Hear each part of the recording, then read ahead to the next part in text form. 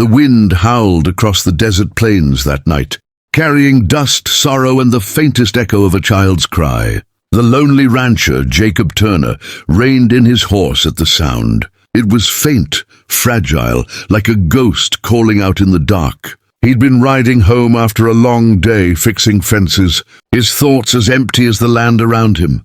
But that cry, it cut straight through the silence, through his chest, through every wall he had built around his heart since the day he buried his wife and son. He dismounted, lantern in hand, eyes scanning the dying light. The moon was pale, and the air heavy with the scent of rain and dust. Following the sound, he came to a small, burned-out camp just off the trail. A wagon lay overturned, its wheel cracked. And there, beside a motionless woman wrapped in a torn blanket, sat a little girl, no more than 8, clutching a rusty revolver with trembling hands. When his shadow fell across her, she pointed the gun at him, voice shaking. "Don't come closer." Jacob froze, his heart pounding. "Easy there, kid," he said softly, raising his hands. "I ain't here to hurt you." She blinked through tears, the barrel wavering. "Mama said not to trust strangers." He nodded. "She's right. You shouldn't. But she also told you to survive, didn't she?" Her lips trembled. The gun lowered an inch. She's sleeping," she whispered, eyes darting toward the still body beside her. Jacob swallowed hard. He'd seen enough death in his life to know when it had already won. The woman's hand was stiff, her skin pale as the moonlight. He took a careful step forward. "What's your name?" "Lily," she whispered. He knelt beside her, slow and steady. "Lily, your mama's not sleeping." "Honey?" His voice cracked just slightly. He hadn't called anyone honey in years. "She's gone." The girl shook her head violently. "No! She said she'd wake up when it stopped raining." The first drops began to fall. Jacob looked at the small form of the woman, then at the trembling child clutching her hand. Something inside him shifted, something old, broken, and buried deep. He sighed and whispered, "You're coming with me, kid." She looked up at him, confusion and fear battling in her wide eyes. "Where?" He reached out a weathered hand. "Home!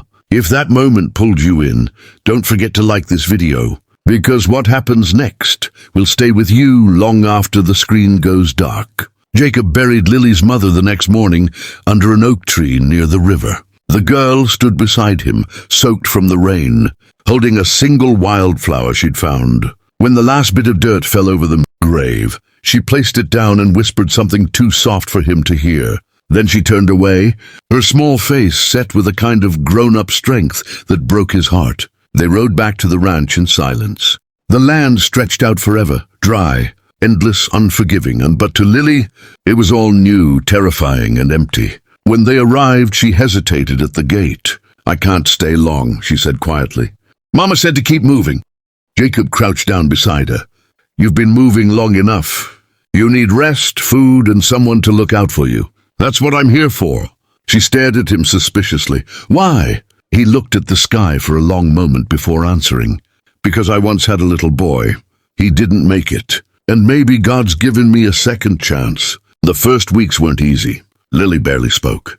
She wouldn't eat unless Jacob did first. At night, he'd hear her whisper to her mother's shawl, crying softly under the covers, and during the day she'd sit by the barn, watching the horizon, as if expecting her mother to walk out of it any moment. Jacob didn't push. He just stayed close, showing her how to brush the horses, how to gather eggs, how to ride short distances on his old mare.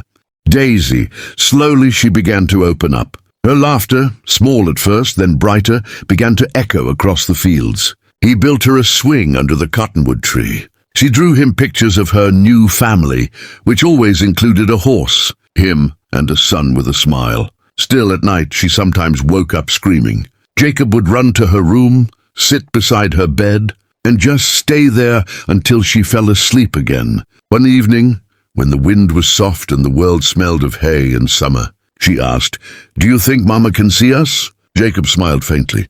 "I think she can. And I think she's proud of you." "Do you think she'd be proud of you too?" she asked. He blinked. No one had asked him that in years. "I hope so, kid. I surely hope so." Months turned into years. The ranch began to thrive again. Lily grew strong, smart and fearless. The kind of girl who could climb fences, ride wild horses, and fix a broken gate faster than most grown men. Jacob became something he never thought he'd be again: happy. But happiness is a fragile thing in a hard land. One afternoon, while Jacob was away trading cattle, a storm rolled in fast. Lightning cracked across the sky, setting part of the barn ablaze. Lily didn't hesitate. She grabbed a bucket and ran straight into the fire to save the horses. By the time Jacob returned, the barn was half burned, but every animal was safe. And there she stood, covered in soot, shaking but alive. He jumped off his horse and pulled her into his arms. "What in God's name were you thinking?" She looked up at him, eyes wide and honest. "You said family looks out for each other." He froze. The anger melted away. He pulled her close again, his voice breaking. "Yeah, I did say that." Years later, Jacob sat on that same porch, grey-haired and tired, watching the sun sink low over his land. Beside him sat a young woman now, tall, confident, her eyes bright with the same spark her mother had in that burned camp long ago. Lily was 20 and ready to leave for college, something Jacob had worked every day to make happen. As the wagon pulled up to take her into town, she turned to him. "You saved me, Jacob." He shook his head, smiling. "No, kid, you saved me." She hugged him tight, tears shining in her eyes. "I love you, Pa." He swallowed hard, nodding. "I love you too, sweetheart."